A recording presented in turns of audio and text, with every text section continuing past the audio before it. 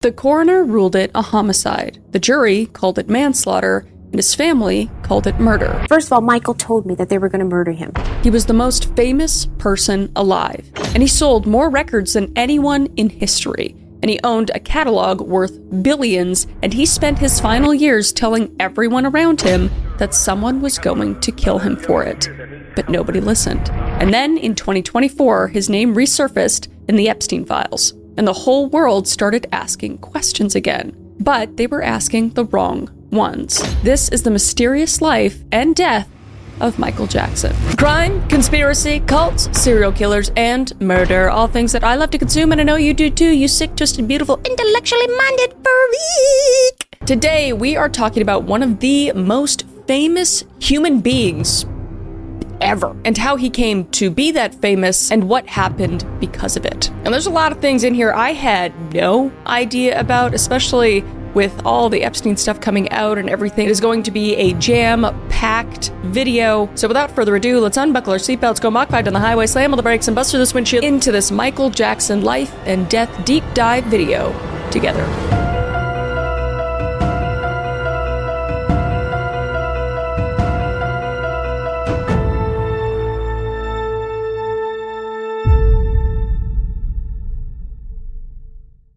So the story of Michael Jackson begins not with him, but with a place, and with the people that place made. Gary, Indiana was a company town in the most literal sense, founded in 1906 by the United States Steel Corporation and named for the chairman of its board, Albert Henry Gary.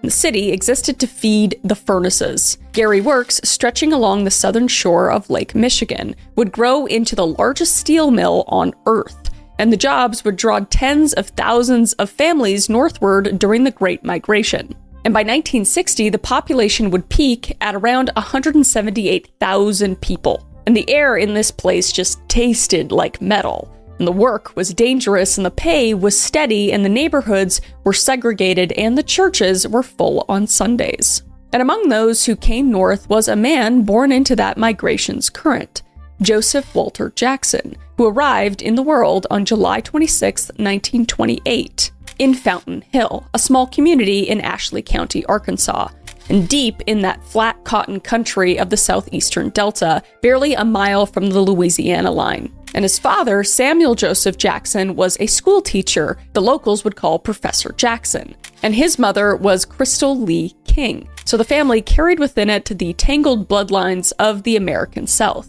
Joe's grandfather, Israel Nero Jackson, born in 1838, had been enslaved, and his great-grandfather, July Jack Gale, was said to have been a U.S. Army scout who claimed Native American heritage, though the specifics of that claim, sometimes identified as Choctaw, are difficult to verify through surviving records. So Joe moved to East Chicago, Indiana at 18, and he was a physically imposing man with large hands and a hard stare, and he found work in the way other African-American men in the region found work, at the mills.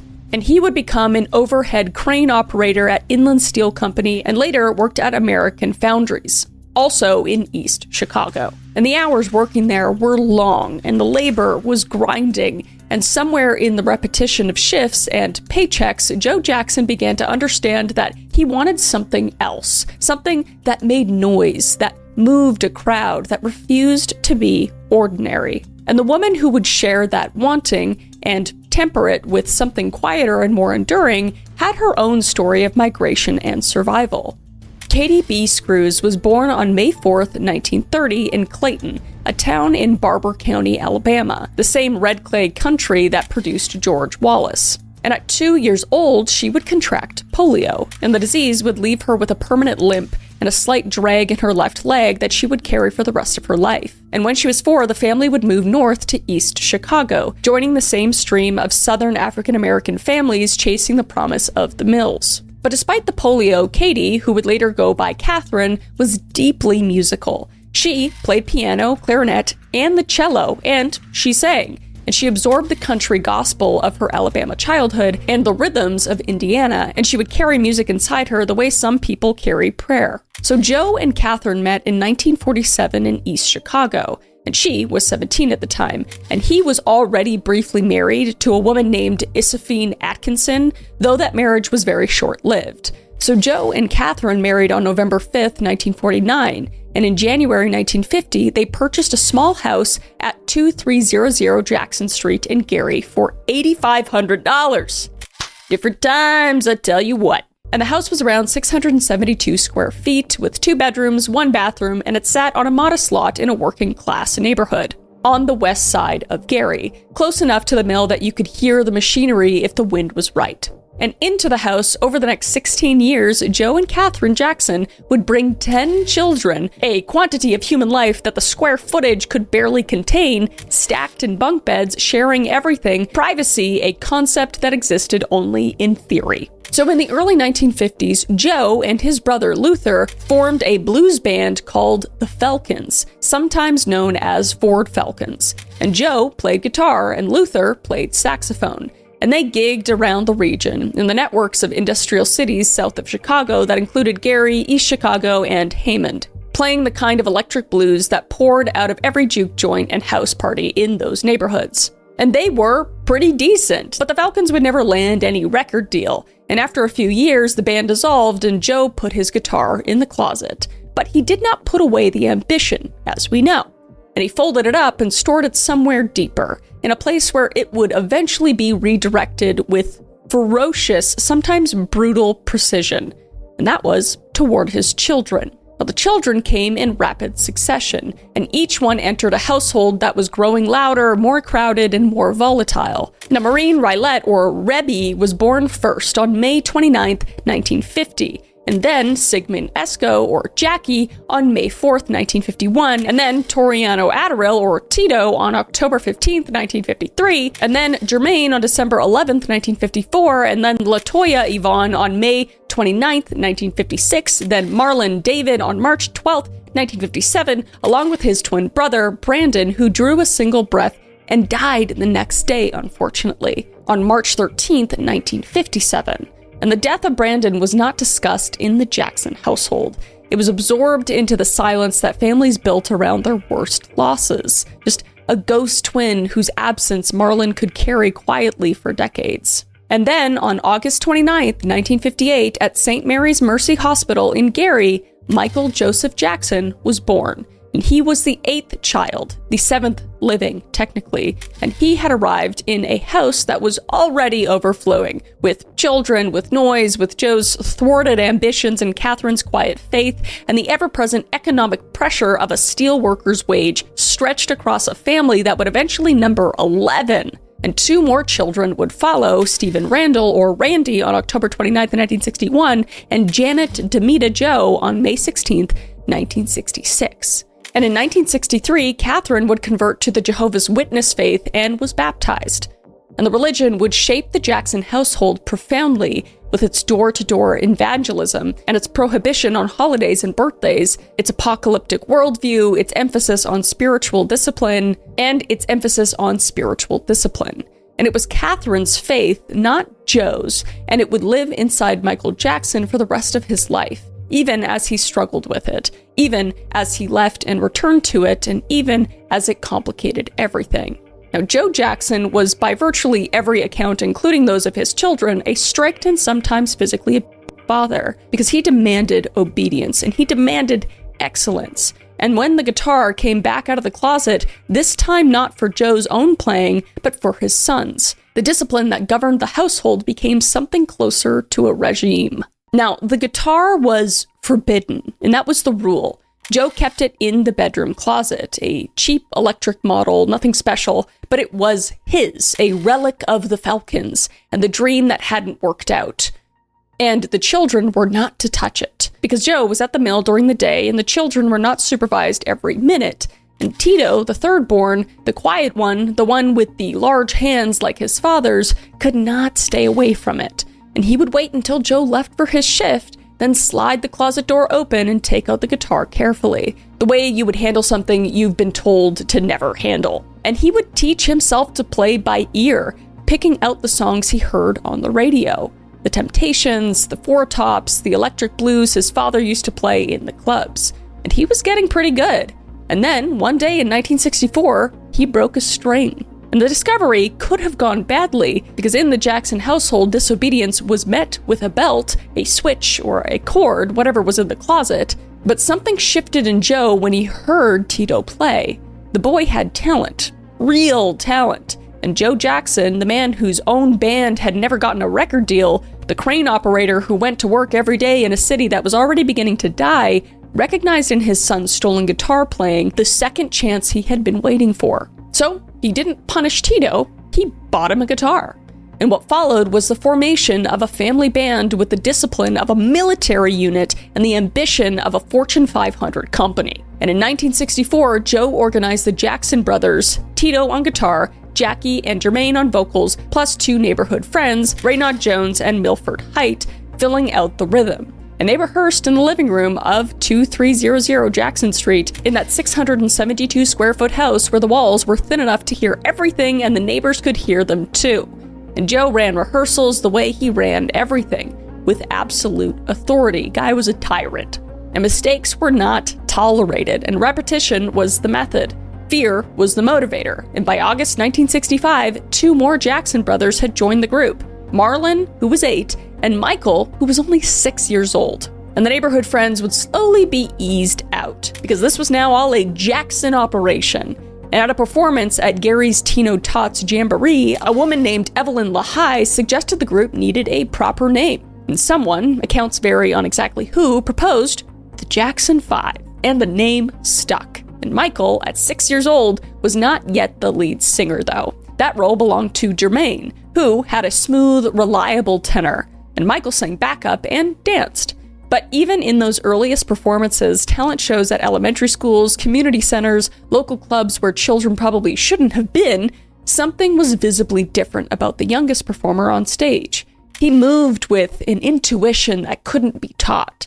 He watched James Brown on television with the focus of a graduate student, absorbing every spin, every split, every way Brown used his body to make the crowd lose its utter mind. And he studied Jackie Wilson, and he studied the Temptations choreography, and then he did it better than any child had a right to. And in 1966, the Jackson 5 won their first talent show at Theodore Roosevelt High School in Gary, and it was the beginning of a streak. And Joe entered them into every competition he could find, driving them across Indiana. The family packed into a Volkswagen van that barely held them all, and they won. And they kept winning, and Joe booked them into rougher venues, bars, strip clubs, places where a group of children performed between adult acts, and the audience threw money if they were good and bottles if they weren't. Just sketchy as places where kids should not be. And Michael later described watching striptease acts as a small child, standing in the wings waiting for the Jackson 5's turn, and he was now 9 years old. And by mid-1967, a shift had taken place within the group that everyone could hear Michael's voice. Still a child's voice, still high and clear, had developed a quality that Jermaine simply didn't possess. And it wasn't just range or pitch, it was just emotion, an almost unsettling ability to inhabit a lyric's feeling and project it outward with adult conviction. So Joe made a decision. Michael replaced Jermaine as lead singer, or Jermaine. Damn. So the group's center of gravity moved permanently to the youngest brother on stage. And on August 13th, 1967, they won amateur night at the Apollo Theater in Harlem, the most famous proving ground of African-American entertainment, and the stage where Ella Fitzgerald and James Brown and Stevie Wonder had been discovered, where the audience was legendarily unforgiving and the hook was not a metaphor.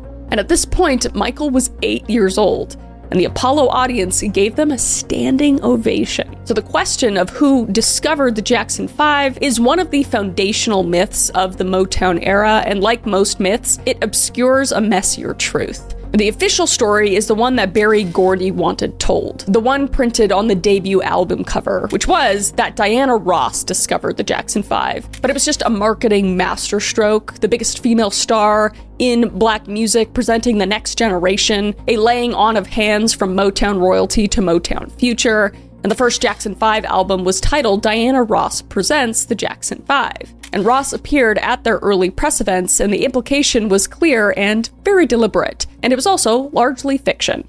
Which at this point, I mean, it started back then, you know? all this stuff. Like, I went over Taylor Swift and how her whole life was manufactured. It's interesting looking at the parallels, and just, I've only gone into 2 major artists now, but the parallels are crazy, how much they're manufactured and how much smoke and mirrors there are in the entertainment industry. But the true discoverer was Bobby Taylor, a singer and band leader from Motown's second tier who fronted Bobby Taylor and the Vancouvers. Because Taylor saw the Jackson 5 perform at the Regal Theater in Chicago, the South Side equivalent of the Apollo, and was stunned. And he brought them to Motown's attention, arranged their audition, and produced their early recordings. And Gladys Knight also deserves a footnote in the discovery narrative, because she saw the Jackson 5 at the Regal in 1967 as well, and was so impressed that she sent a demo tape to Motown on their behalf, but the tape was rejected. And the irony is almost too good, because one of Motown's biggest stars recommending a group that would become Motown's biggest act was being ignored. But the formal audition took place on July 23rd, 1968 at Hitsville, USA, Motown's legendary headquarters on West Grand Boulevard in Detroit, the converted house with a hand-painted sign that had produced more #1 hits than any address in America. And the Jackson brothers performed in the studio, and Berry Gordy, contrary to what some accounts have suggested, was not present for the audition, and he saw a tape of it later. But the Motown staff who were in the room that day knew immediately what they were looking at. Michael, now 9 years old, performed with a precision and emotional range that was difficult to reconcile with his age. And he sang like a man who had been heartbroken, and he had never been on a date at this point, obviously because he's 9. And Motown signed the Jackson 5, and the machine began to turn. So in mid-August 1969, Joe moved the boys to California, and Catherine and the rest of the children didn't join until November. And for the Jackson brothers from Gary, Indiana, from the 672 square foot house on Jackson Street, from the steel smoke air and the frozen winters and the talent shows at Theodore Roosevelt High, Los Angeles was another planet. The light was different, the air smelled like jasmine instead of sulfur, and the houses had swimming pools. And on October 1st, 1969, Michael, now 11 years old, moved temporarily into the Hollywood Hills home of Diana Ross. And he lived with her for about a month while the family's permanent arrangements were being finalized. And Ross became a kind of surrogate older sister and glamorous mentor to Michael. And Michael absorbed her elegance, her poise, her understanding of how a star just occupied space. And he watched her the way he watched everything, just silently, totally storing it all for later use. And then Motown released the single. And the velocity of what happened next has no real parallel in the history of popular music. Because on October 7th, 1969, less than 2 months after the family arrived in California, Motown released I Want You Back, the Jackson 5's debut single. And the song was a masterpiece of pure pop construction. A bouncing bass line, a staccato piano chords, a horn section that punched like a fist, and riding above all of it was the voice of an 11-year-old boy singing about romantic heartbreak with conviction that made you forget he was 11. Because the vocal performance was technically extraordinary, with the phrasing, the breath control, the way Michael bent notes and slid between registers. But what made it transcendent was something harder to name. There was joy in it. There was urgency. There was a child's voice carrying an adult's emotion within it, without any question. And the effect was just electrifying. And I Want You Back reached #1 on the Billboard Hot 100 on January 31st, 1970. And Michael Jackson was 11 years old, making him the youngest artist to ever top the chart. And the record sold over 2 million copies in its first 6 weeks. And what followed was just unprecedented. And the Jackson 5 became the first recording act in history to debut with 4 consecutive #1 singles. Not the first group, not the first family act, but the first act of any kind. And the streak unfolded with the mechanical precision of a Motown hit factory operating at peak efficiency. And I Want You Back, #1, January 31st, 1970. ABC, #1, April 25th, 1970. The song knocked the Beatles' Let It Be out of the top spot, which is crazy. It was just a symbolic passing of the generational torch that the music press seized upon with just utter glee. And then the Love You Save, number 1, June 27th, 1970, and I'll Be There, which was number 1, October 17th, 1970. And this one was a ballad, the one that proved the Jackson 5 were not merely a novelty act built on energy and choreography. I'll Be There was tender and restrained and just very sincere. And Michael sang it as though comforting someone through a crisis. And the performance was so emotionally mature that it unsettled people even. Because where the hell did a child learn to just feel like that? How did a boy from a 2-bedroom house in Gary, Indiana develop the capacity to communicate grief and reassurance with the authority of someone who had already lived in a full life? And nobody had an answer. And the song became the Jackson 5's biggest selling single, moving over 4 million copies. 4 singles, 4 number ones, 9 months. The group had arrived in California as unknowns and became, by the end of 1970, the biggest act in popular music. So the fame was crazy. And by 1971, the Jackson 5 had their own Saturday morning cartoon, Jackson 5 with the 5 instead of the F, which aired on ABC from 1971 to 1972, rendering the brothers as animated characters in weekly adventures. And they were on lunchboxes and bedroom posters and magazine covers. And teenage girls screamed at their concerts that drew comparisons to Beatlemania. And the Jackson 5 were selling arenas across the country. And at the center of every performance, drawing every eye, generating every gasp, was Michael. And that very year, the family purchased the Havenhurst estate, a sprawling compound on a tree-lined street in Encino in the San Fernando Valley, for approximately $250,000. And the Jackson 5 had crossed this line in less than 5 years. And Michael, at this point, was 12 years old. And he was the most famous child in America by far. And the machine was just getting started.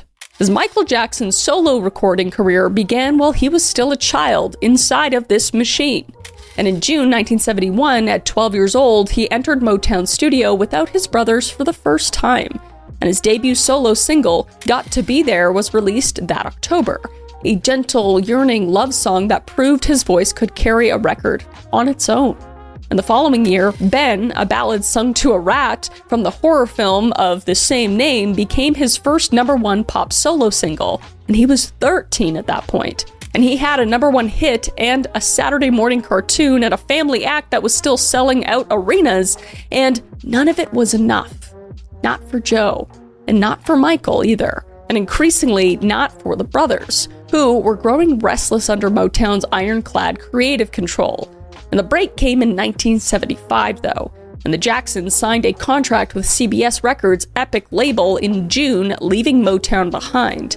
And the reasons were partly financial, because Motown had been paying a royalty rate of 2.7%, a figure that bordered on exploitative even by the standards of the era, while Epic offered dramatically more. But the deeper issue was creative freedom. And at Motown, the Jackson 5 recorded songs chosen for them, produced by staff producers with virtually no input into their own material. And Epic would promise them the right to write and produce. But there was a cost. Motown retained ownership of the name Jackson 5, forcing the group to rebrand as the Jacksons.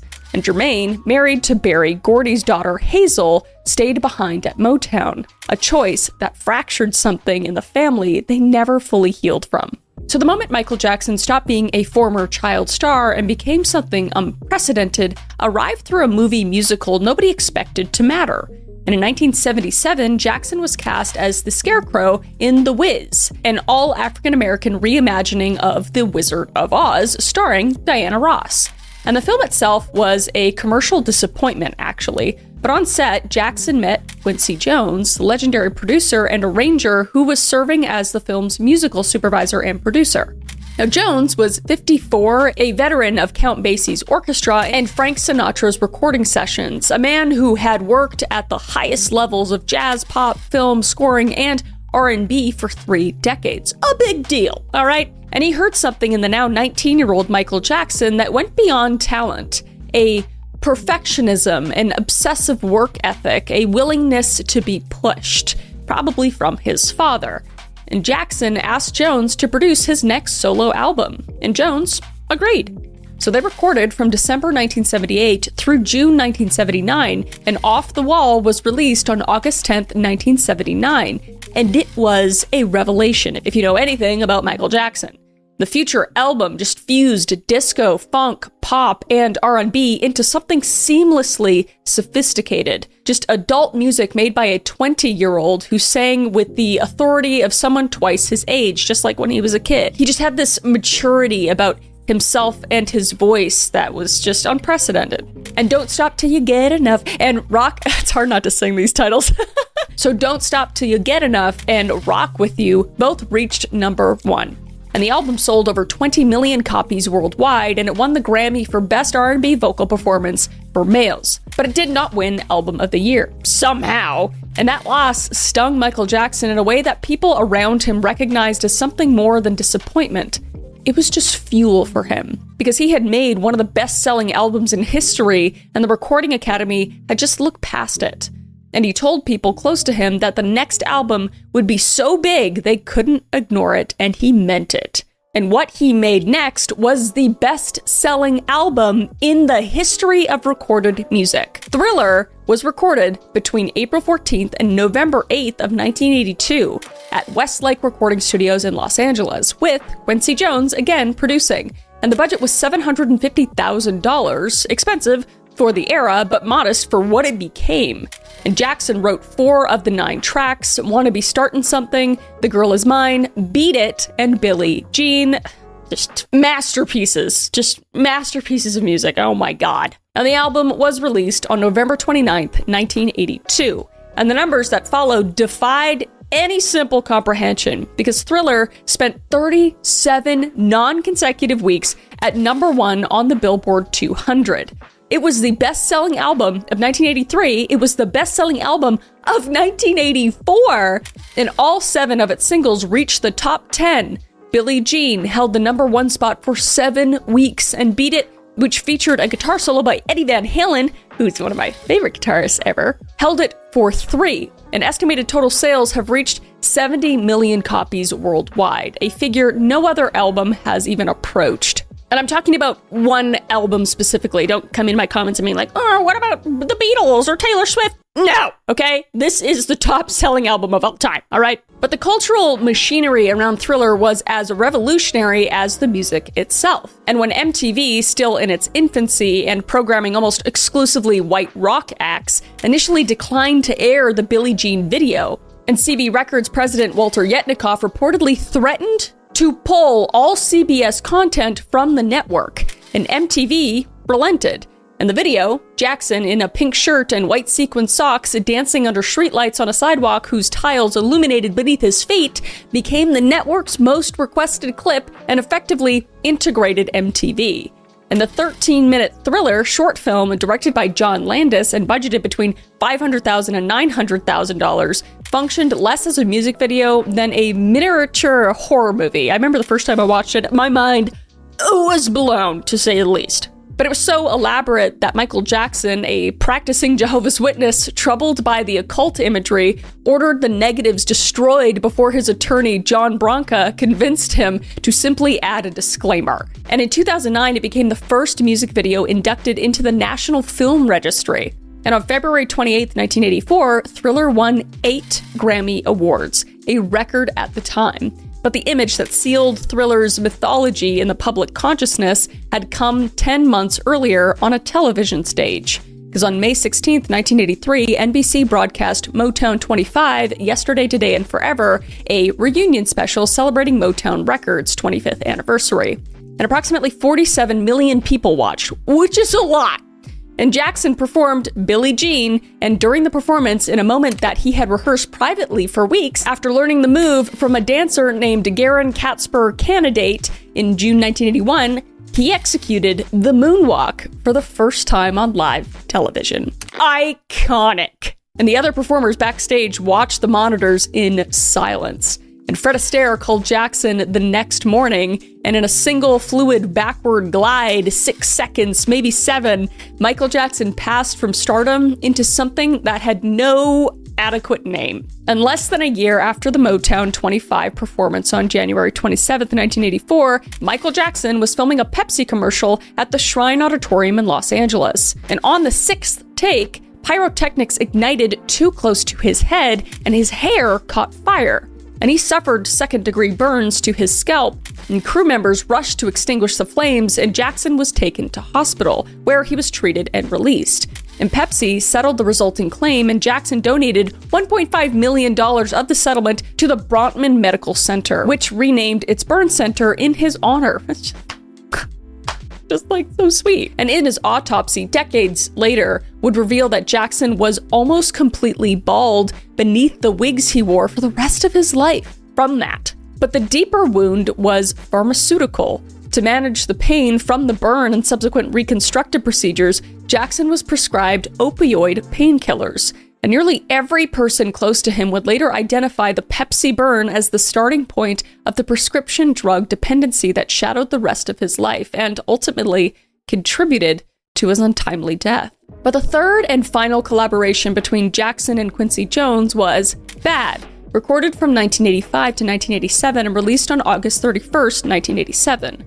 And Michael Jackson wrote 9 of the album's 11 tracks, a dramatic increase in creative control from Thriller, and the album sold 2.25 million copies in its first week and generated a record 5 consecutive #1 singles from a single album. And the title track's music video was directed by Martin Scorsese and featured a young Wesley Snipes. And total sales exceeded 35 million copies worldwide. And the Bad World Tour, September 12th, 1987 through January 27th, 1989, was 123 concerts across 15 countries, grossing $125 million. And Diana, Princess of Wales, attended the July 16th, 1988 show at the Wembley Stadium. And Bad was, by an objective measure, one of the most successful albums ever released. And it was also the first time Jackson encountered the peculiar burden of his own success. Because Bad was treated in certain critical quarters as a disappointment, not because it failed by any measure, but because it was not Thriller. Because nothing could be. The standard he had set was inhuman, and it would follow him like a shadow for the rest of his career. So in 1985, between the triumph of Thriller and the recording of Bad, Michael Jackson made the business decision that would define his financial life, and some believe his death. Paul McCartney, during their collaborations on The Girl Is Mine and Say Say Say, had explained to Jackson how music publishing worked, that owning the rights to songs was where the real money lived, not performing or recording them. And Michael listened carefully. And when the ATV music publishing catalog came up for sale, a portfolio of roughly 4,000 songs, including 251 compositions by John Lennon and Paul McCartney, Jackson pursued it aggressively. And the purchase closed on approximately August 10th, 1985 for $47.5 million. And Michael Jackson now owned Yesterday, Hey Jude, and Let It Be, and dozens of other songs that formed the bedrock of 20th century popular music. And McCartney, who wanted the catalog himself, was reportedly furious. And the friendship never recovered. And the catalog would appreciate enormously over the following decades, and in 1995, Michael Jackson merged his holdings with Sony Music's publishing division to create Sony ATV Music Publishing, a joint venture in which he retained a 50% stake. So by the time of his death, the catalog was valued at approximately $1 billion. And by 2016, when Sony purchased the estate's share for $750 million, estimates had climbed to $4 billion. So the catalog made Michael Jackson extraordinarily wealthy on paper, so it also made him a target. And he would spend the last years of his life telling people that someone was going to kill him for it. So after Bad, Michael Jackson and Quincy Jones parted ways professionally. And for Dangerous, released in 1991, Jackson turned to Teddy Riley, the pioneer of New Jack Swing, and the album's sound reflected the shift. Harder, more rhythmically aggressive, and more experimental. And it was Jackson's first album without Jones since Forever Michael in 1975. And it sold 32 million copies worldwide. And on January 31st, 1993, Jackson headlined the halftime show at the Super Bowl in Pasadena. And it was the first major music superstar to do so. And it's iconic. I mean, he's just like standing on stage and just the crowd screaming, and he's just sitting there just soaking it in. It's the best Super Bowl, in my opinion, right next to Prince. And the performance was a spectacle of unprecedented scale. Like I said, when Jackson stood motionless on stage for 90 seconds while the crowd roared, then launched into a medley that included Jam, Billie Jean, and Heal the World, it was the first Super Bowl halftime where ratings increased between halves, a phenomenon that transformed the halftime show from a bathroom break afterthought into the premier live performance slot in American entertainment. And every halftime spectacle since, Prince, Beyonce, Shakira, which are also amazing shows, exists in the template Jackson created that afternoon. And History, Past, Present, and Future, Book 1, released in 1995, was a double album, one disc of greatest hits, one of new material. And it contained You Are Not Alone, which became the first song in Billboard history to debut at number 1 on the Hot 100. And the History World Tour that followed him from 1996 to 1997 covered 82 concerts across 35 countries and grossed $165 million, the highest grossing solo tour of the 90s. And by the mid-90s, Michael Jackson had sold more records than any solo artist in history. And he had invented the modern music video, and he had integrated MTV, and he had transformed the Super Bowl halftime show. He owned the most valuable music publishing catalog on Earth, and he was, by virtually any metric, the most famous human being alive. And then everything began to fall apart, because behind the stage lights and the record sales and the increasingly surreal scale of the fame, there was a person. And that person was unwell in ways the public was only beginning to understand, and lonely in ways the public could not have imagined. And the health problems came first, and they came early. So in 1983, going back a little bit in time, Dr. Arnold Klein, a Beverly Hills dermatologist who would become one of the most consequential and controversial figures in Jackson's life, diagnosed him with discoid lupus erythematosus, an autoimmune condition affecting the skin. And 3 years later, in 1986, Klein delivered a second diagnosis, vitiligo, a condition in which the immune system attacks the melanocytes that produce skin pigment, creating irregular patches of depigmentation across the body. And for any person, vitiligo is a difficult diagnosis. But for a black man who was the most photographed human being on the planet, a man whose changing appearance was already the subject of relentless tabloid speculation, it was catastrophic. And Jackson would not publicly disclose the vitiligo until February 10th, 1993, in a live interview with Oprah Winfrey, watched by 90 million people. And by then, years of tabloid cruelty had calcified a narrative that Jackson was bleaching his skin out of self-hatred or racial confusion. But the truth was a medical condition he had not chosen and could not control. And his autopsy 16 years later would confirm the diagnosis definitively, documenting focal depigmentation across 5 areas of his body.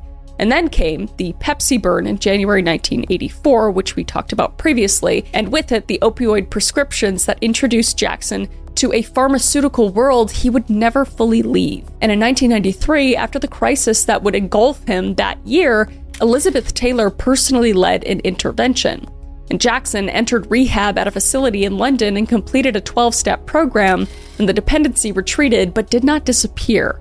It would return in different forms with different substances across different doctors for the rest of his life. And the most dangerous of those substances was propofol, a powerful intravenous anesthetic used in hospitals to induce unconsciousness for surgery. And Jackson began using propofol during the History World Tour in 1996 to 1997.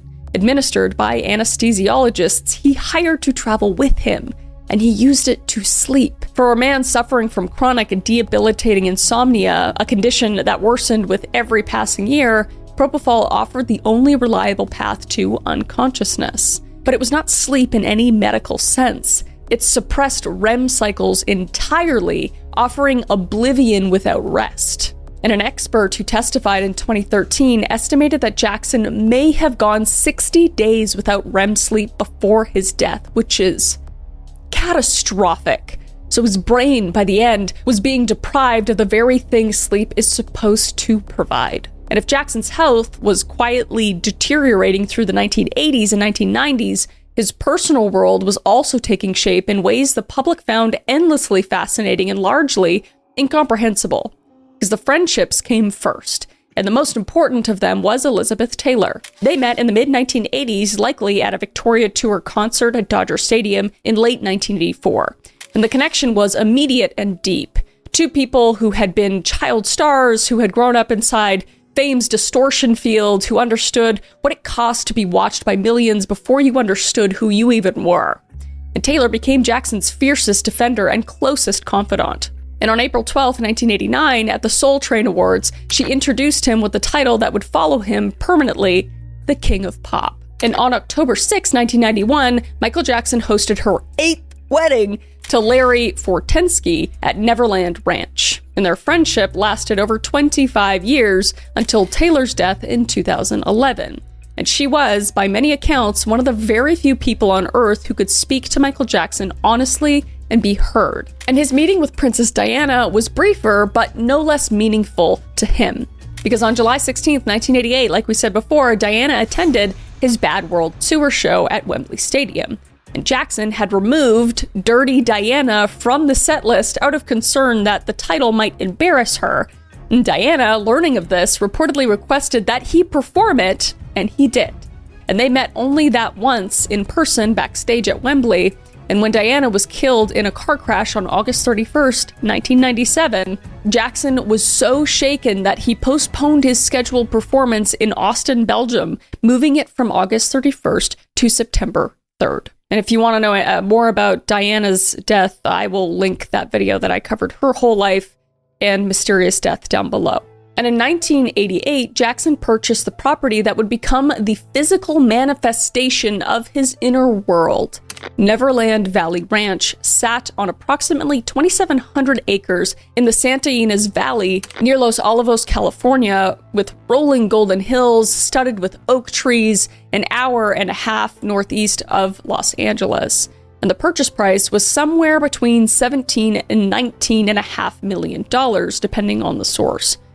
Now, the main residence was roughly 12,600 square feet, but the house was almost beside the point, because what Jackson built around it was something between a private theme park and a living fairy tale. A Ferris wheel, a carousel, a miniature railroad, a zoo with giraffes and elephants and chimpanzees, a movie theater, gardens, just anything and everything, you name it, that you would have wanted to see as a kid, it was there.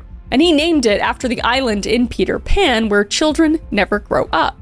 And the symbolism was not subtle, as Jackson identified with Peter Pan openly and repeatedly throughout his life. He said to me that he's Peter Pan, and I feel that way too, and I guess we have the same feel about life. Because he saw childhood as something sacred and something that had been stolen from him. And Neverland became Jackson's refuge, his creative workspace, and eventually the setting of the accusations that nearly destroyed him. Because he would live there on and off for nearly 2 decades before the property became too painful to inhabit. And it would be sold in December of 2020, more than 11 years after his death, for $22 million. Now, the romantic relationships were few, intense, and brief. And Jackson and Lisa Marie Presley first crossed paths as children, backstage at a Las Vegas concert in approximately 1974 or 1975. When she was about 7 and he was about 17. And her father was Elvis Presley, as we know, and his father was Joe Jackson. So they were, in a sense, the only 2 people on Earth who could fully understand each other's childhoods. And they would reconnect as adults in November 1992 when Jackson was in the earliest stages of his personal crisis that would soon become public. And their conversations grew frequent and intimate.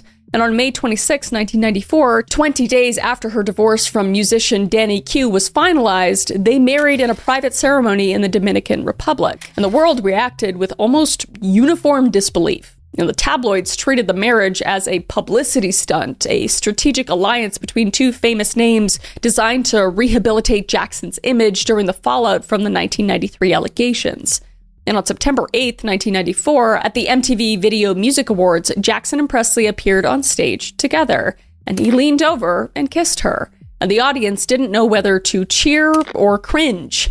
and it remains one of the most analyzed public kisses in entertainment history. But whatever the marriage was, and Presley would later insist, credibly and emotionally, that it was real, it did not last, and they separated on December 10th, 1995, and Presley filed for divorce on January 18th, 1996, and it was finalized on August 20th, 1996.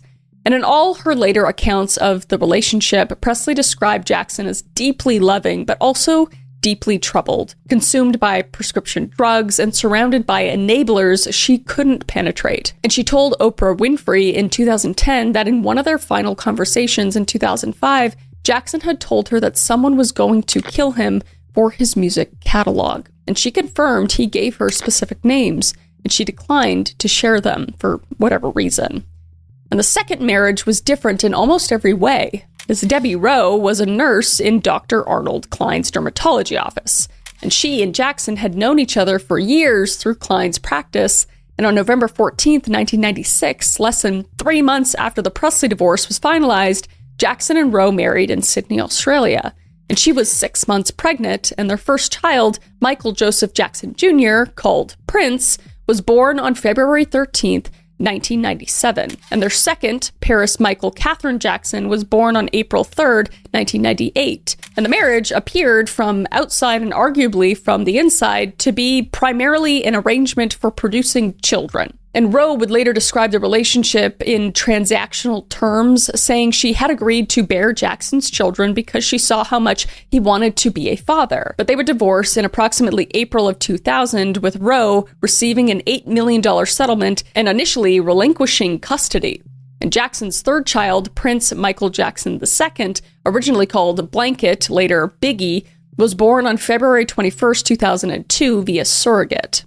And the identity of the surrogate and the biological mother has never been publicly confirmed. And on November 19th, 2002, Jackson committed the single most damaging public relations act of his career that didn't involve a courtroom. Standing on the balcony of his suite at the Hotel Adlon in Berlin, he dangled the infant Blanket over the railing, 4 stories above the street, while a crowd below screamed and cameras flashed. And the image circled the globe within hours, and Jackson later called it a terrible mistake, and obviously it was. But it was also a window into something the public was only beginning to reckon with. That the most famous man in the world was not functioning normally, that his judgment was eroding, and that whatever private reality he inhibited was drifting further and further from the one the rest of the world shared. So by the early 2000s, Michael Jackson was a father of 3, a 2-time divorcee, the owner of the most valuable music catalog in the world, and a man whose body was quietly failing, ravaged by vitiligo, lupus, surgical procedures, chronic insomnia, and a pharmaceutical dependency that no intervention had permanently resolved. And he was 44 years old. And he was still, by any measure, the most famous person alive. And the worst was yet to come. So in May of 1992, a woman named June Chandler and her 13-year-old son Jordan were stranded on the side of the road in Los Angeles. Their car had broken down, and they'd called Rent-A-Wreck for a replacement. And when it arrived, the employee who helped them recognized a name on the paperwork. One of their contacts was someone who worked with Michael Jackson. And throughout that thin thread of connection, June Chandler mentioned the encounter to the right person, who mentioned it to someone else, and within weeks, the Chandler family had entered Michael Jackson's orbit. Now, Jackson took to Jordan, or Jordy, as the family called him, with an intensity that was, by then, recognizable to people around him. And he had a pattern of forming deeply close relationships with children, particularly boys around the age of 12 or 13. And he would call them constantly, invite them to Neverland, shower them and their families with gifts and access to his world. And he was generous to a degree that seemed almost compulsive. And to Jackson, these relationships were innocent, an attempt to experience the childhood he believed had been stolen from him, to live inside the uncomplicated joy of a child's companionship. But to observers, they were at best unusual and at worst alarming. and the distance between those two interpretations would define the rest of Jackson's life. Now, Jordan Chandler's father was Evan Chandler, a Beverly Hills dentist who also worked as a screenwriter with a co-writing credit on Mel Brooks' Robin Hood, Men in Tights. And Evan was not part of the initial connection, because June had primary custody, and it was through her that Jackson and Jordan spent increasing amounts of time together. But Evan Chandler grew suspicious of the relationship, then angry, then something harder to categorize. So on July 8th, 1993, Evan Chandler was recorded in a phone conversation saying, quote, "If I go through with this, I win big time. I will get everything I want, and they will be destroyed forever." And the statement would become one of the most debated pieces of evidence in the case, because to Jackson defenders, it was proof that the allegations were financially motivated from the start, a shakedown dressed as child protection. And to those who believed the accusations, it was a father's anguished calculation about the legal system's leverage, not evidence that the underlying claims were false. Both readings are sustainable, but neither are definitive. And on August 17th, 1993, the allegations were formally reported to authorities, and Jordan Chandler described acts of SA by Jackson. And the Los Angeles Police Department and the Department of Children and Family Services opened investigations. And the story detonated across the global media with a force that made every previous Jackson tabloid saga look quaint. And on December 20th, 1993, Jackson submitted a strip search, a body examination conducted by investigators seeking to determine whether Jordan Chandler's description of Jackson's anatomy matched reality. And Jackson described the experience as the most humiliating event of his life. And the results of the examination have been the subject of conflicting interpretations ever since, because Jackson's camp maintained the descriptions did not match, and the prosecution's position was more ambiguous. And 2 grand juries were convened, and one in Los Angeles, one in Santa Barbara. Over 13 months, more than 400 witnesses were interviewed, and neither grand jury returned an indictment. So without an indictment, there could be no criminal trial. And on January 25th, 1994, a civil settlement was reached. And the amount was approximately $23 million, and Jackson's insurance carrier paid the claim.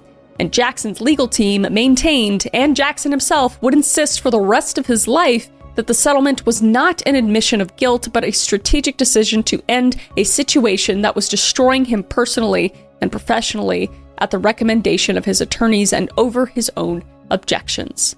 And his critics argued that innocent men don't pay $23 million. And his defenders countered that innocent men, who are the most famous person on earth and hemorrhaging millions of dollars per week in canceled deals and destroyed partnerships, sometimes do. And the settlement did not include a confidentiality clause preventing the Chandlers from cooperating with criminal authorities.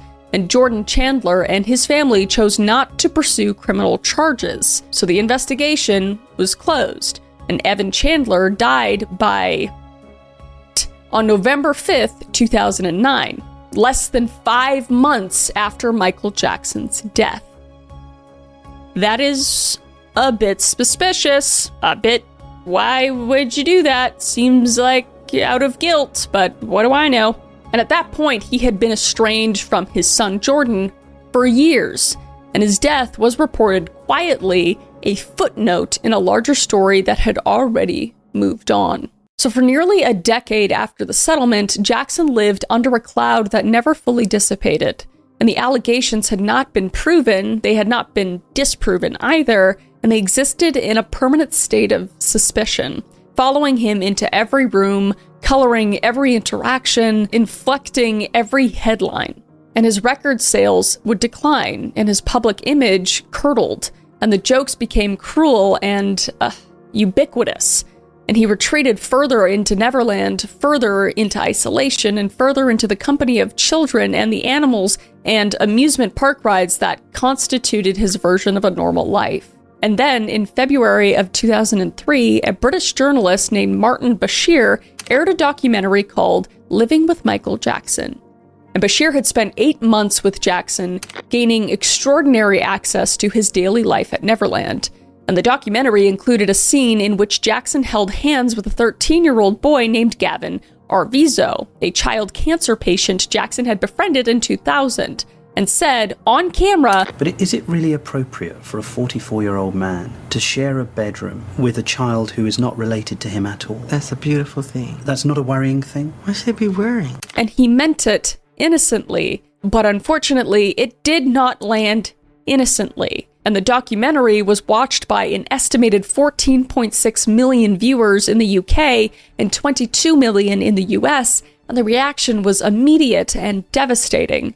And Gavin Arvizo's family subsequently alleged that Jackson had molested the boy. So on November 18th, 2003, approximately 70 sheriff's deputies raided Neverland Ranch.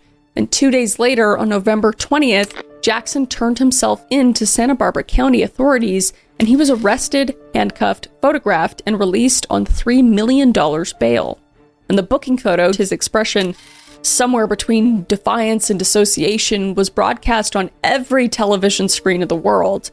And he later said the arrest was deliberately humiliating, that he was handcuffed so tightly his wrists bled, that he was locked in a restroom smeared with feces, and that the officers laughed. And Santa Barbara authorities denied the claims fully. But the truth of what happened in those hours between surrender and release has never been independently established. But the charges were severe. And in December of 2003, the initial indictment included 7 counts of child molestation, 2 counts of administering an intoxicating agent to a minor, and 1 count of conspiracy. But by April 2004, the indictment had been restructured. 4 counts of minor, 4 counts of intoxicating a minor with alcohol, and 1 count of attempted and 1 count of conspiracy, and 10 charges that would expand to 14 at verdict when lesser included offenses were added. So if convicted on all counts, Jackson faced decades in prison. So the trial, People versus Jackson, began with jury selection on January 31st, 2005 in Santa Maria, California, before Judge Rodney Melville. And opening arguments commenced on February 28th, and the prosecution, led by District Attorney Tom Sneddon, who had investigated Jackson during the 1993 case as well, and whose pursuit of Jackson struck many observers as personal. And he presented its case over several months. And approximately 140 witnesses were called, and the defense dismantled the prosecution's case methodically. With Gavin Arvizo's mother, Janet, was shown to have a history of making false claims, including welfare fraud and a prior false accusation of S against a JCPenney security guard. And the timeline of the alleged abuse was problematic, and the prosecution claimed this abuse occurred after the Bashir documentary aired, meaning Jackson had supposedly chosen to abuse the child immediately after the entire world had been put on alert about his relationships with children. And the family had continued to voluntarily visit Neverland and accept Jackson's hospitality throughout the period in question, which was odd. And Macaulay Culkin, the former child star of Home Alone, who had been one of Jackson's closest childhood companions and who the prosecution hoped to establish as a prior victim, took the stand and testified unequivocally that he had never been abused by Jackson. And Wade Robson, an Australian choreographer who had known Jackson since childhood, also testified that he had never been abused. But Robson would reverse his position in 2013, filing a civil claim alleging years of abuse. But on the witness stand in 2005, under oath, he said it never happened. And on June 13th, 2005, the jury returned its verdict, not guilty, on all 14 counts, and it was unanimous. And Jackson was in the courtroom when the verdicts were read, and he showed little visible emotion. And outside the courthouse, thousands of fans who had maintained a vigil throughout the trial erupted. And inside, according to people who were with him, Jackson was hollowed out. And the acquittal was total, the vindication was complete, but it didn't matter. The trial had consumed nearly 2 years of his life, cost tens of millions of dollars, and left him physically and psychologically destroyed. And he had entered the courtroom weighing, by some accounts, less than 120 pounds because he had been unable to eat. And he had been unable to sleep, or rather, he had been unable to sleep without propofol, and the demands of daily court appearances had disrupted even that pharmaceutical oblivion. So after the verdict, Michael Jackson left the courthouse, left Santa Maria, and effectively left the United States. And he would spend most of the next 2.5 years abroad, in Bahrain, in Ireland, in various rented properties scattered across the world. A man acquitted of everything and unable to return to normal life. And Neverland, the place he had built as a sanctuary, had been raided and violated and publicized in every tabloid on Earth. So he felt like he couldn't go back, and he would never live there again. And the allegations from 1993 and 2005, the settlement and the acquittal, became the defining lens through which Michael Jackson would be viewed for the rest of his life and beyond. Not the music, not the dancing, not the record sales or the moonwalk or the transformation of pop culture. The question, the unresolvable, unanswerable, permanent question that followed him out of the courtroom, across the ocean, into exile, and it was still following him 3.5 years later, in the summer of 2009, when he agreed to perform 50 concerts in London and began rehearsing for a comeback he would not survive. So after the acquittal, Michael Jackson did what any person might do if they had been publicly accused of the worst crimes imaginable, dragged through a 5-month trial, broadcast to the world, and found not guilty on every count. He ran. And in June 2005, Jackson left the United States for Bahrain, a small island kingdom in the Persian Gulf, the personal guest of Sheikh Abdullah bin Hamad bin Aya al Khalifa, a son of the king. That was a mouthful. And the Sheikh provided Jackson with a residence, staff, security, and a loan of $2.2 million to cover outstanding legal fees from the trial. And the arrangement was, for a time, a genuine refuge, and he stayed nearly a year from June 2005 to May 2006, before the relationship with the Sheikh kind of soured. And Abdullah later sued Jackson for approximately $4.7 million, claiming Jackson had failed to honor commitments related to a planned album and autobiography. And after Bahrain, Jackson drifted to Ireland for several months, then to various rented properties in the United States and Europe. But he was a man without a fixed address, without a clear plan, and without financial stability. And by this point, Jackson's debt had reached approximately $500 million.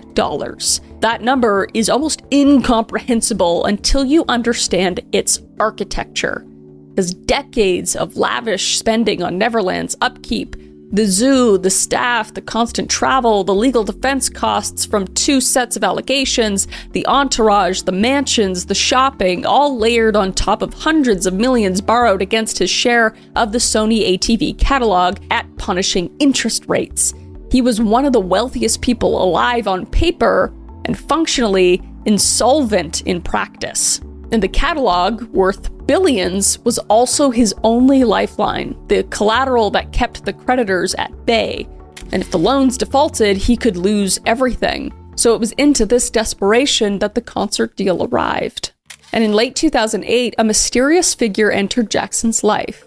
Or rather, re-entered it. And that was Tomei. Now, Tomei, a man with a deliberately obscured background who represented himself variously as a doctor and orthopedic surgeon, a PhD in economics, and an ambassador at large for Senegal, none of which was true, had been introduced to Jackson through Jermaine. Now, Tomei, working as a consultant for Colony Capital, connected Jackson to Colony's chairman. And Tom Barrick, who connected him to Philip Anschutz, the billionaire owner of AEG Live, the world's second largest concert promoter. A deal began to take shape. And on March 5th, 2009, Jackson appeared at the O2 Arena in London to make the announcement. And between 3,000 and 7,000 fans were waiting, and accounts vary, with AEG's own CEO, Randy Phillips, testifying under oath to the lower number. And 350 journalists had been credentialed, and Jackson arrived 90 minutes late. And when he finally took stage, he looked thin, he looked fragile, and he told the crowd this would be it, the final curtain call. This is it. And he said, "This is it. This is really it. This is the final curtain call." And the name stuck, and the concerts would be held at the O2 Arena starting that July, and Jackson had agreed to 10 shows. Within days, AEG expanded the commitment to 50. Roughly 750,000 tickets were sold, generating approximately $85 million in revenue before a single note was performed. And AEG had advanced Jackson close to $30 million in production costs, loans, and living expenses, including $100,000 per month for a mansion in Holmby Hills and a $15 million line of credit. The financial exposure was enormous for both sides. And for AEG, a successful run could generate hundreds of millions, and a global tour beyond London was projected at $450 million or more, and for Jackson, the concerts represented a path out of debt, or, if he couldn't perform, total financial annihilation. Behind the scenes, things were going badly from the start. Randy Phillips, AEG's CEO, sent an email before the March 5th announcement describing Jackson as locked in his room drunk and despondent. And Phillips later testified that he had screamed at Jackson to get him out of the room and had slapped him on the butt to motivate him. And Phillips and Jackson's manager, Frank Delio, had to physically help dress him. And the man who walked on stage and told the world he was ready for his comeback had to be coerced into putting on his clothes. And the rehearsals began in the spring of 2009 at the Staples Center and the Forum in Inglewood. And on good days, Jackson was brilliant. Dancers and musicians who worked with him during this period described flashes of the old magic, moments where his movement and vocal power were fully intact, where you could see the greatest performer of his generation still living inside the increasingly fragile body. And on bad days, he was incoherent. He was cold when the room was warm. He trembled. He couldn't remember choreography he had performed thousands of times, and he was losing weight constantly. And he was not sleeping. And on June 19th, 2009, 6 days before his death, the show's director, Kenny Ortega, sent an email to Randy Phillips with the subject line, "Trouble at the Front." And Ortega described finding Jackson, quote-unquote, lost and incoherent at rehearsal, cold to touch, trembling, unable to perform. And he had wrapped Jackson in blankets and tried to feed him. Quote, "There are strong signs of paranoia, anxiety, and obsessive-like behavior," unquote, Ortega would write. And quote, "I think the very best thing we can do is get a top psychiatrist in to evaluate him ASAP," unquote. So Alif Sankey, an associate producer on the show, was more blunt, saying, quote-unquote, "Michael is dying," she told colleagues. And quote-unquote, "He needs to be put in a hospital." And Phillips' response shut Ortega down, saying, quote, "It is critical that neither you, me, or anyone become amateur psychiatrists or physicians," unquote, he would write. And Phillips described Jackson's personal physician, a cardiologist named Conrad Murray, as, quote-unquote, "extremely successful and totally unbiased and ethical." And he instructed Ortega to defer to Murray's medical judgment. So Dr. Conrad Murray, born February 19th, 1953 in Granada, board eligible but not board certified in cardiology, internal medicine certification lapsed, and no training in anesthesiology, sleep medicine, or pain management, over $4,000 in court judgments, a 2002 bankruptcy, defaulted on his $1.66 million mortgage, child support arrears for children by multiple women, a Las Vegas clinic facing eviction, was about to treat Michael Jackson. Now, he had first met Michael Jackson in December of 2006 through Jackson's children. And by 2009, Jackson had requested that Murray serve as his personal physician for the London concerts. And AEG agreed to pay Murray $150,000 per month, a salary Murray had negotiated down from his initial ask of $5 million per year. He's not even qualified. And the contract contained a provision that gave AEG the power to terminate the agreement if concerts were postponed or canceled, creating what experts would later describe as an egregious conflict of interest. The doctor's income depended on the patient performing. Very bad, and already a unqualified, greedy bastard is now treating Michael Jackson. It's just a nightmare that is about to unfold. But no background check was conducted. An unemployment expert later testified that a $10 search would have revealed Murray's financial desperation, and Murray was administering propofol to Jackson nightly in a bedroom, not a hospital, and he had no pulse oximeter monitoring Jackson's oxygen levels, and he had no capnography equipment to measure exhaled carbon dioxide either, and the oxygen tank in the room was empty, and the pulse oximeter was still in its box unopened. But he was putting a man under general anesthesia every night with no monitoring equipment and no emergency protocols in a rented mansion in Holmby Hills so that the most famous entertainer in history could approximate something that resembled sleep.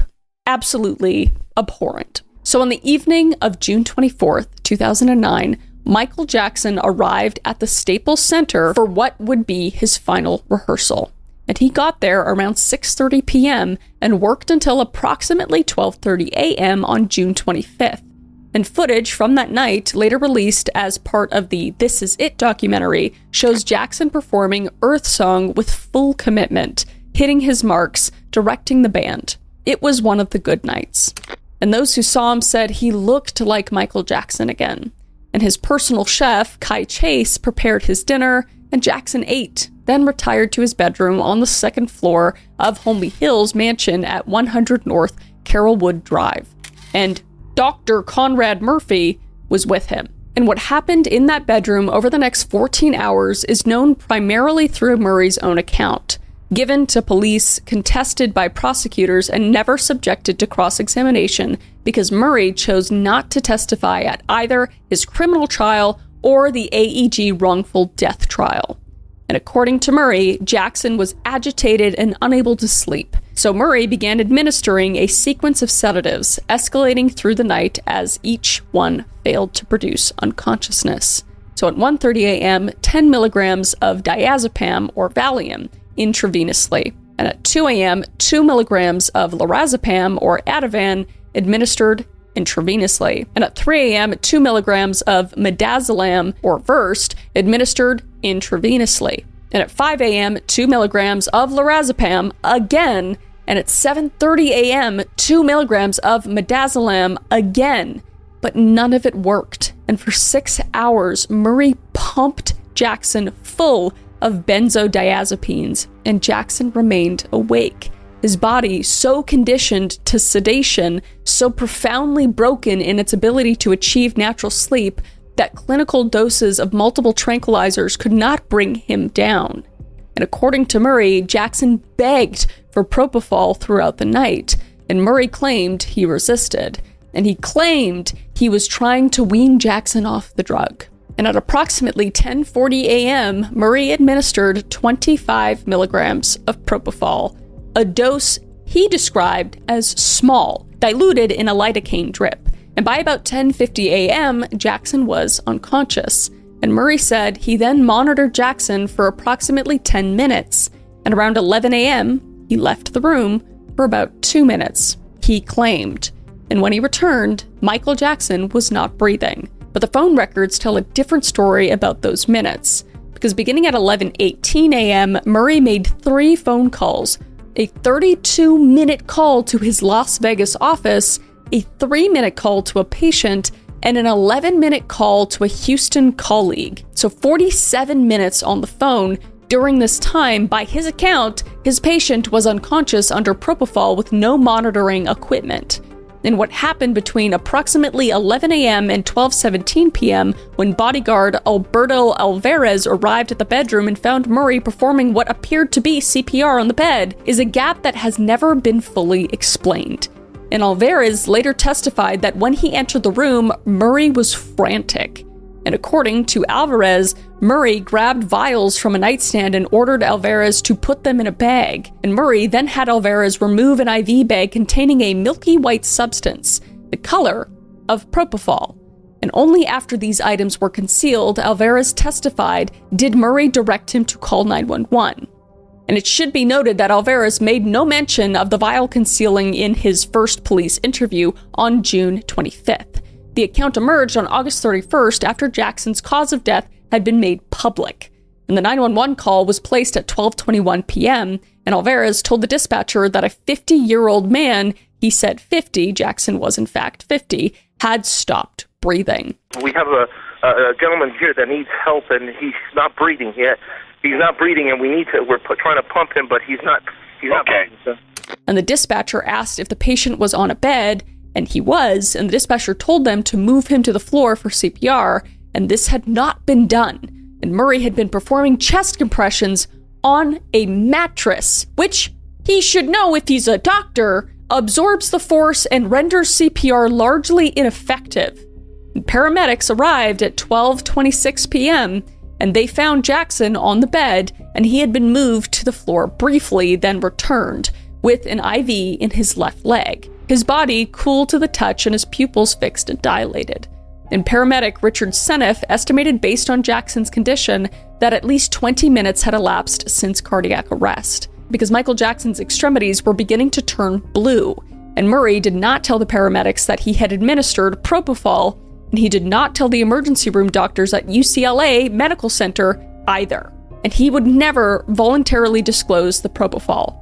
And the paramedics worked on Jackson at the house and then during transport, and the ambulance left the Carrollwood mansion at 1:07 p.m. and arrived at UCLA Ronald Reagan Medical Center at approximately 1:14 p.m. And emergency physicians continued resuscitation efforts for over an hour. And at 2:26 p.m. Pacific Daylight Time on June 25th, 2009, Michael Joseph Jackson was pronounced dead.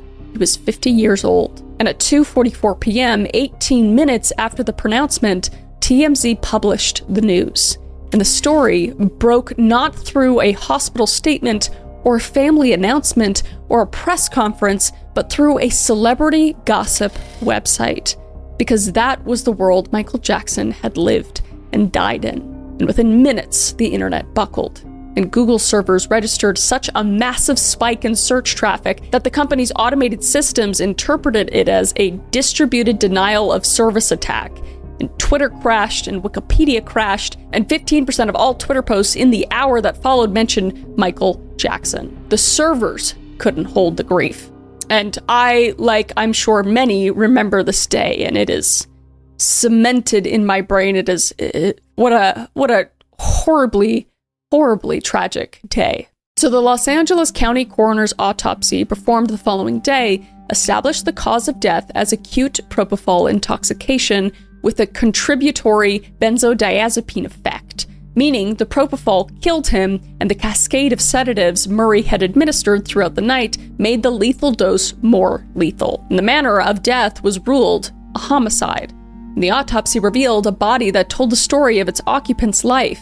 Jackson stood 5 feet 9 inches tall and weighed 136 pounds. His skin showed the depigmentation pattern of vitiligo, confirming the diagnosis he had disclosed 16 years earlier on Oprah's couch. The condition the tabloids had spent decades insisting was voluntary skin bleaching.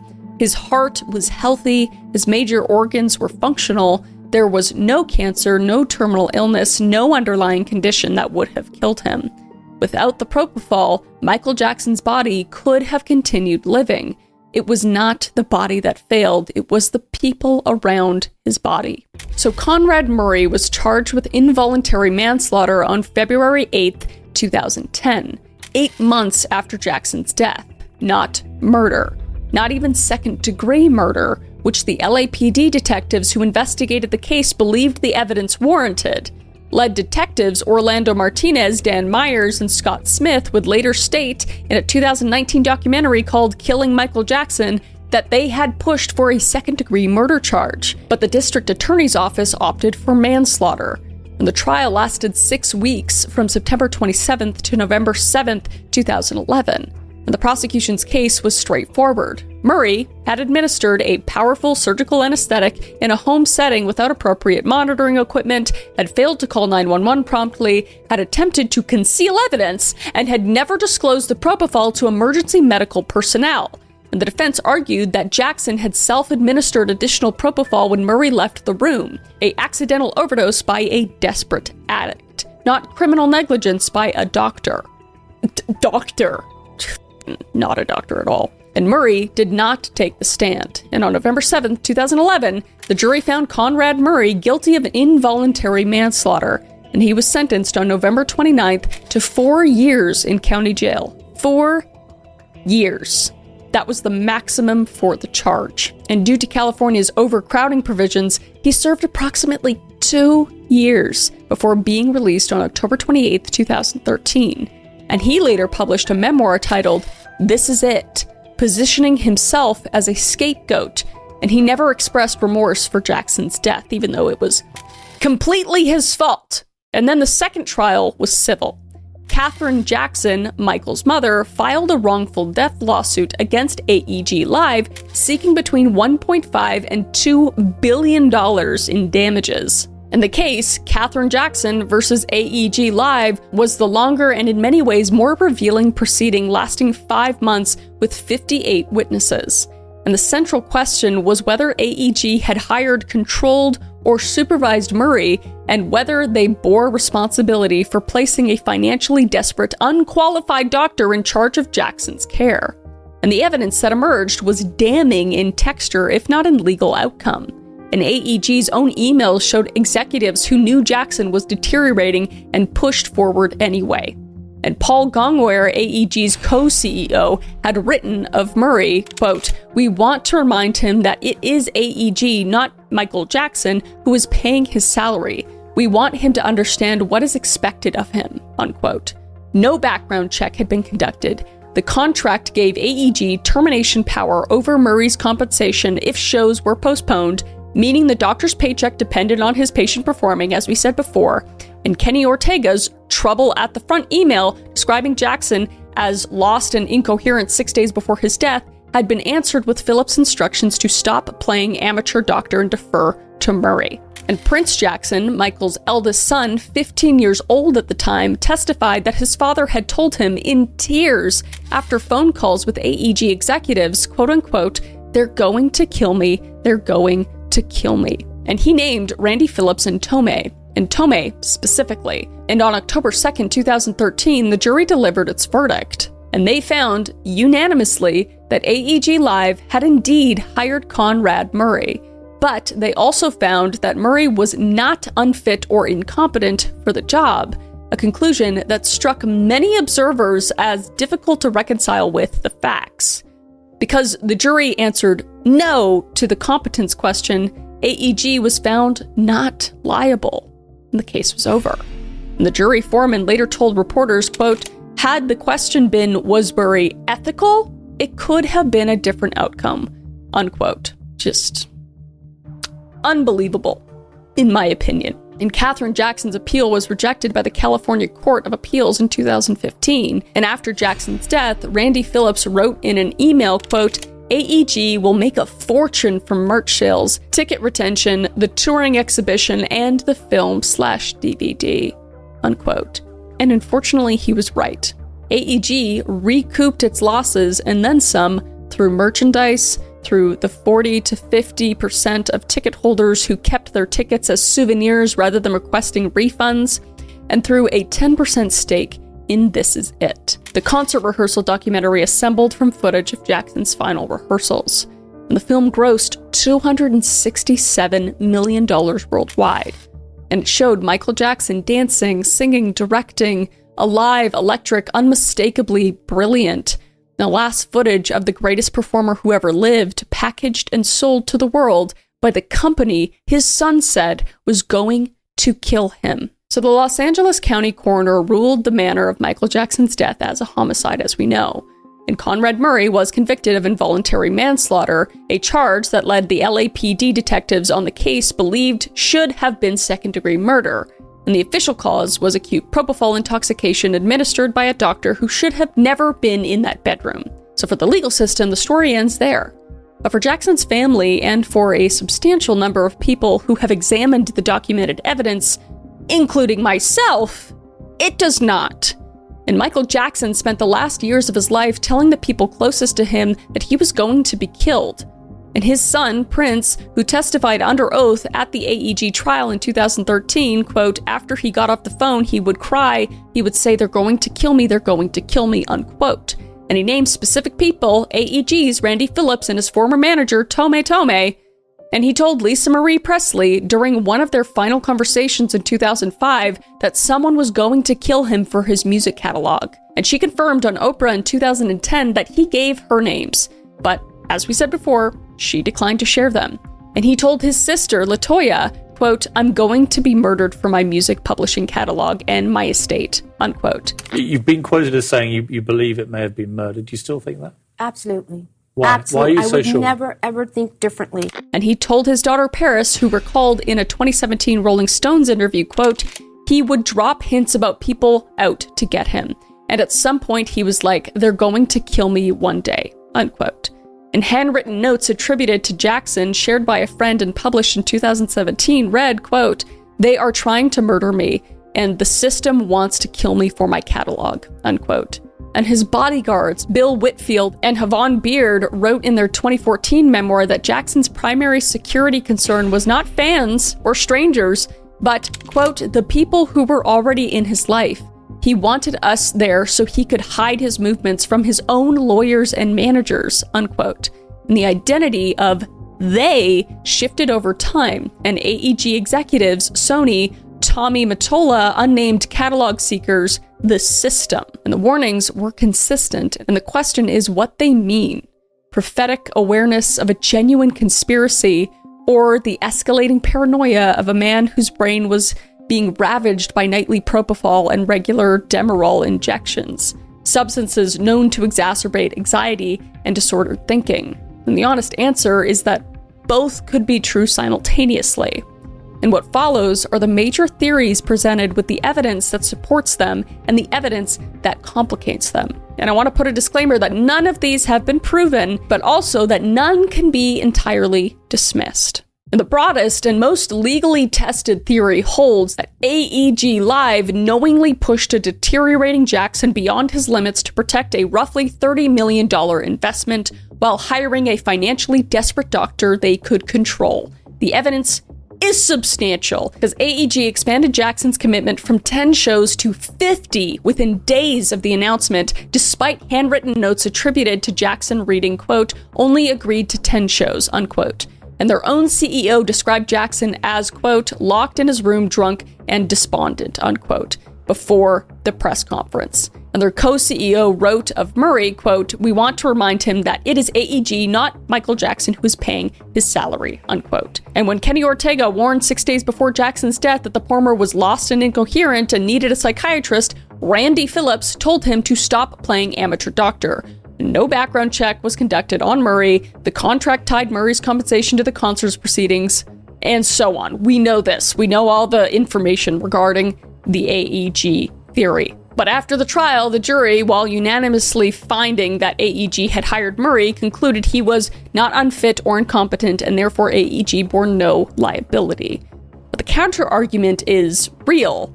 A living Jackson touring globally over 3 years was projected to generate $450 million or more. And AEG also dropped its own $17.5 million of insurance claim with Lloyd's of London in 2012. Not exactly the behavior of a company that planned a death for profit. I personally think, and you guys can sound off all of what you think in the comments, but I feel like it was in their interest to have Michael actually do those concerts. Did they use him horrifically, and did that lead to his death? Absolutely. But I don't think that was planned, but they were absolutely a giant part of him passing away. And next there is the catalog theory. And this is the theory Jackson himself most explicitly articulated, because his 50% stake in the Sony ATV catalog, purchased in 1985 for $47.5 million, worth approximately $1 billion by 2009 and $4 billion by 2016, made him one of the most valuable targets in the entertainment industry. And he had publicly declared war on Sony in July 2002, calling CEO Tommy Mottola a racist and very, very devilish at Al Sharpton's National Action Network in Harlem. And he accused Sony of sabotaging his album Invincible to force a catalog sale. And by 2009, Jackson had borrowed between $270 and $380 million against his catalog share, held by Fortress Investment Group at 16.8% annual interest, because a default could trigger a forced sale. And Sony held a first right of refusal. So what happened after his death is the theory's most powerful exhibit. So in 2016, Sony bought the estate's 50% of Sony ATV for $750 million. And in 2018, Sony paid $287.5 million for the estate's share of EMI Music Publishing. And in 2024, Sony purchased 50% of Jackson's music catalog for over $600 million. Total payments from Sony to the estate now exceed $2 billion. So Sony owns the catalog Jackson swore he would never sell. That's the basis of all of this. So that doesn't look good. Looks like they were constantly waiting to prey upon this sale. But the counter argument would be that Sony could have acquired the catalog through legal financial pressure, and Jackson's mounting debt had a forced sale plausible without violence. And no law enforcement investigation found evidence of a catalog-motivated conspiracy, and Murray's conviction established propofol negligence, not corporate assassination. Now, a narrower version of the conspiracy asks not whether Jackson was murdered by a corporation or a cabal, but whether Murray was specifically selected or allowed to remain because his financial desperation made him controllable and his lack of qualifications made Jackson's death inevitable. Now, to go over Murray again, he owed over $1 million. He had defaulted on a $1.66 million mortgage, and he had $600,000 in court judgments, and he had $71,000 in student loans, child support for children by 6 or 7 women, and a 2002 bankruptcy. And his Las Vegas clinic was being evicted, and he initially asked, as we know, AEG for $5 million per year before accepting $150,000 per month. And LAPD Detective Orlando Martinez testified that Murray's financial situation was a major incentive to break the rules. And his qualifications were grossly inadequate for what he was doing, not board certified in cardiology, internal medicine certification lapsed, no training in anesthesiology or sleep medicine, suspended from hospitals 3 times, and he administered propofol nightly in a bedroom with no pulse oximeter, no capnography, and an empty oxygen tank. And the timeline on June 25th raises its own questions. 47 minutes of phone calls while his patient lay unconscious, a gap of over an hour before 911 was called, and bodyguard testimony about concealing vials before summoning help. Murray never told paramedics or emergency physicians that he had administered propofol. And Paris Jackson was direct, saying, quote, "Absolutely, because it's obvious, all arrows point to that," unquote. And she used air quotes around the word doctor when discussing Murray, which, yeah. And the LAPD detectives who built the case believed the evidence warranted a second-degree murder charge. But, as we're doing for all the other theories, there's the counter-argument. And that is that Murray, the idiot that he is, panicked, had a chaotic response that looked more like incompetence than execution, and if he had been hired to kill, the execution would presumably have been more professional. And Jackson actively sought propofol. Multiple doctors before Murray had refused his requests. So, I don't know. I would love to know what you guys think down below. And the next one is that Jackson was approximately $500 million in debt at the time of his death. And his estate has since generated roughly $3.5 billion. And Joe Jackson said it publicly, saying, quote, "He's worth more dead than he was alive," unquote. And the IRS argued the same point during tax proceedings. And Forbes named Jackson the top earning dead celebrity in nearly every year since 2009, peaking at $825 million in 2016. And This Is It documentary grossed $267 million, and the Cirque du Soleil residency generated over $160 million, and the Broadway musical grossed approximately $300 million, and the estate cleared all $500 million in debt and is currently valued at $2 to $2.5 billion. And the counter-argument is just timing, because this success was not foreseeable in 2009. And a living Jackson completing a 3-year global tour was the most immediately profitable scenario for everyone involved. And the worth more dead than alive observation is retrospective, powerful as rhetoric, but weak as evidence of any premeditation. And then there's Dr. Arnold Klein. Now, Dr. Arnold Klein, Jackson's longtime Beverly Hills dermatologist, administered over 200 Demerol injections across decades, with records kept under the alias Omar Arnold. And in the 4 months before Jackson's death, the doses escalated dramatically, 375 milligrams in 3 hours on April 22, 2009, and 900 milligrams over 3 days in May. And his last appointment was June 22nd, 3 days before death. And when he received 100 milligrams, a typical anxiety dose is 50 milligrams, just so you know.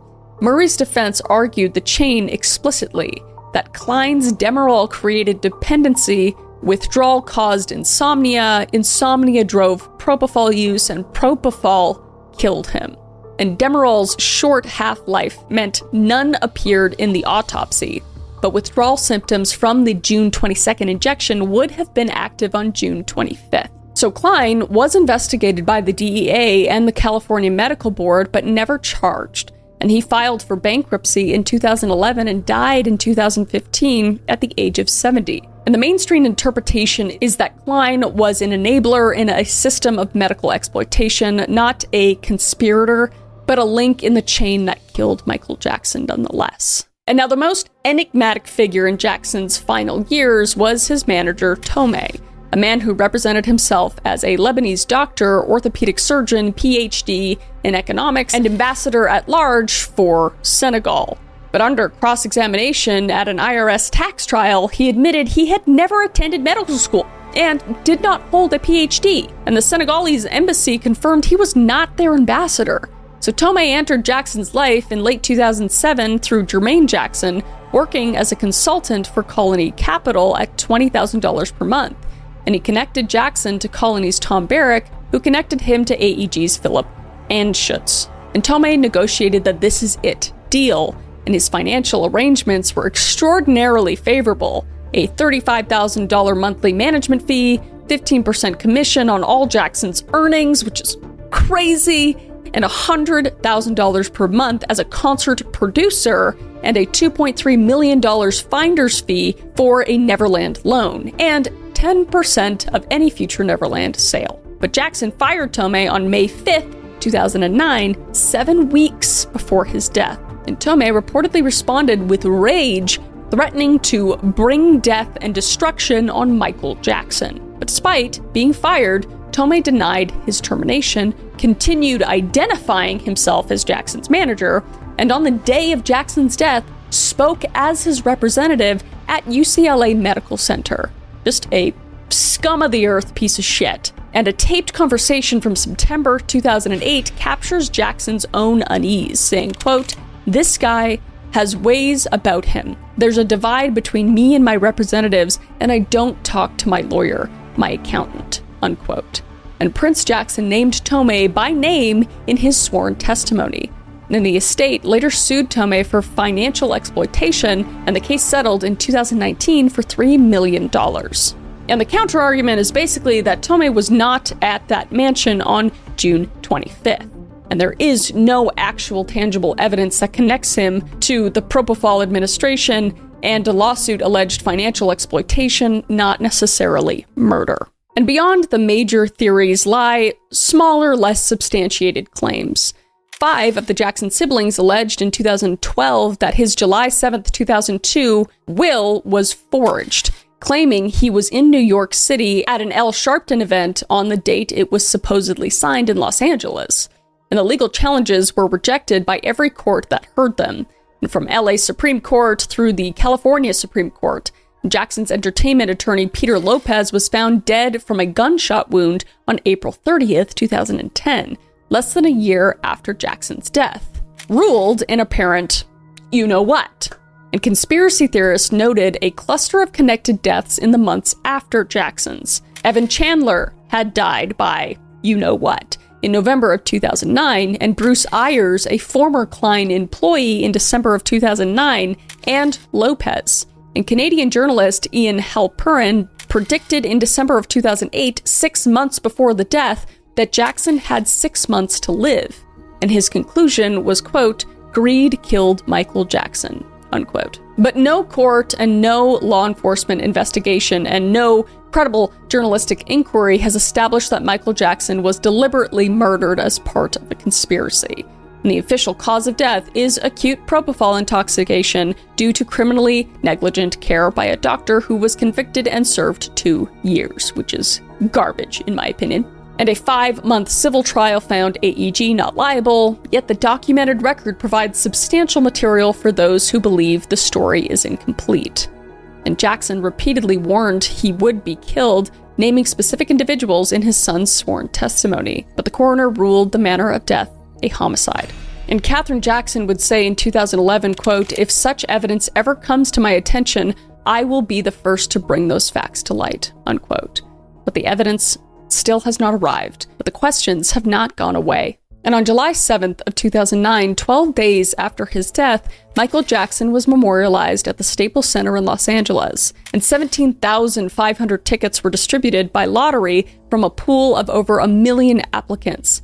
And an estimated 2.5 billion people watched globally, though that figure is essentially unverifiable.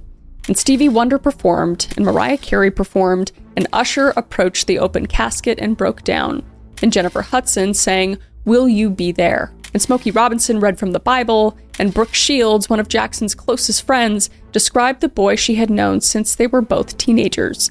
2 of the most famous children in the world, finding refuge in each other's company. And Berry Gordy, the man who had signed the Jackson 5 4 decades earlier, called him the greatest entertainer that ever lived. And Reverend Al Sharpton addressed Jackson's 3 children directly. "Wasn't nothing strange about your daddy. It was strange what your daddy had to deal with." And the moment that silenced the arena came at the end, with Paris Jackson, 11 years old, stepped to the microphone. "Ever since I was born, Daddy has been the best father you could ever imagine. And I just wanted to say I love him so much." And she could not finish, so Janet Jackson held her. And Michael Jackson would then be buried on September 3rd, 2009 at Forest Lawn Memorial Park in Glendale, California, interred in the Holly Terrace section of the Great Mausoleum. So he would forever be remembered as the greatest performer who ever lived. But those questions are still being asked to this day, mostly in why did he actually die? Because it's hard to even accept what came to be. And for a while, it seemed like the story might end there, with the gold casket, the tearful daughter, the billion-dollar estate slowly paying off a dead man's debts. The world moved on the way it always does. Jokes faded, and the music came back on the radio, and the conspiracy theories settled into the corners of the internet where conspiracy theories live. So it seemed Michael Jackson finally was being allowed to rest. Until a decade later. So a decade after Jackson's death, the allegations would return. And on January 25th, 2019, the documentary Leaving Neverland premiered at a Sundance Film Festival, directed by Dan Reed. And the 4-hour film featured 2 men, Wade Robson and James Safechuck, describing in graphic detail what they said were years of by Jackson during their childhoods. And Robson was the same choreographer who had testified under oath at Jackson's 2005 criminal trial that he had never been abused. And he reversed his position in 2013, filing a civil claim against the estate. And Safechuck filed a similar claim.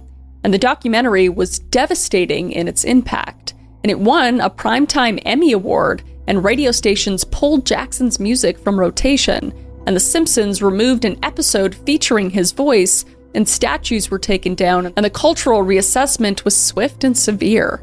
And the Jackson estate responded with a $100 million lawsuit against HBO, alleging the network had violated a non-disparagement clause from a 1992 concert film agreement.